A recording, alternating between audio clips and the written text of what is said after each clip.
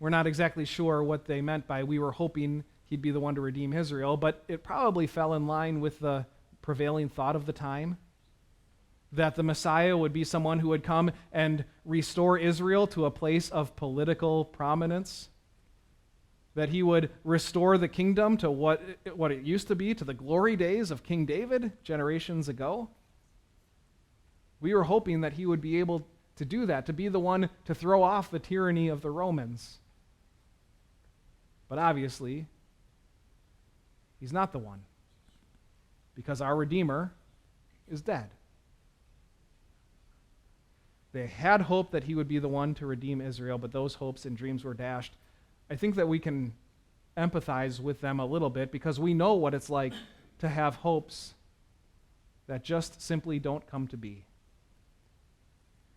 I had hoped that I would make the cut. I had hoped that that potential partner would finally be the one. I had hoped the scans would come back clean.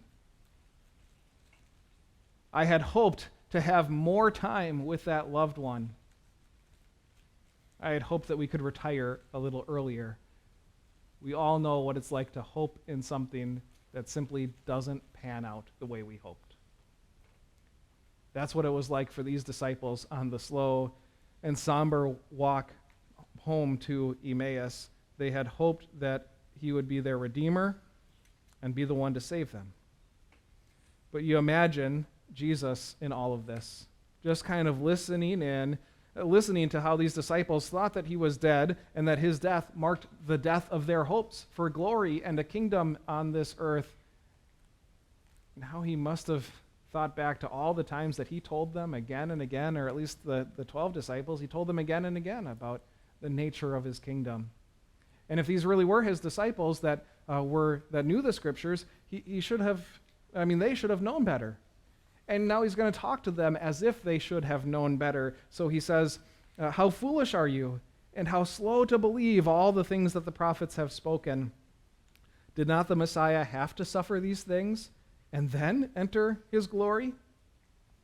He's actually kind of harsh with them here. How foolish are you? The scriptures were clear, weren't they, that the Messiah would have to suffer and then enter glory. See, they wanted glory without the suffering. And I think that that's our problem most of the time when our hopes don't really come to be. Because oftentimes our hopes involve very little suffering and a little more glory. We want the good things in life, not the bad things. We don't want the things that make us sad. We want to avoid those hardships and difficulties. We just want the glory. We don't want any bumps in the road. We just want smooth sailing on our journey through life. But that's just not the way life is it?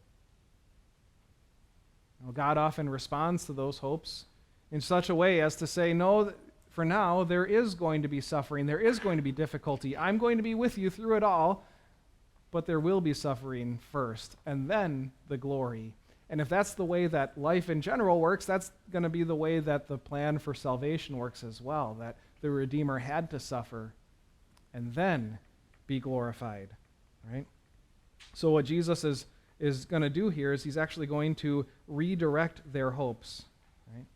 They had hoped for one thing, but what looked like a failure was actually part of the Redeemer's plan to come and rescue them. And so he redirects their hopes. Beginning with Moses and all the prophets, he explained to them what was said in all the scriptures concerning himself. That must have been the best Bible study ever. Because Jesus himself is walking them through the scriptures. They don't know that it's Jesus, but it really is him teaching them all the things that the scriptures have to say about the Christ and how Jesus had accomplished it all. Have your hopes been crushed before? Have your dreams been dashed? Do you find yourself in a place of hopelessness? It's really important in those moments to turn to the scriptures, to see what God has to say about hopes and about redirecting the things that we hope in. And especially in those times when we want to avoid suffering, we don't understand why God is bringing suffering into our life. We don't understand why we don't have the glory now. He points us to the scriptures to kind of redirect our hopes so that we realize that all of our hopes really hinge on whether or not our Redeemer is alive.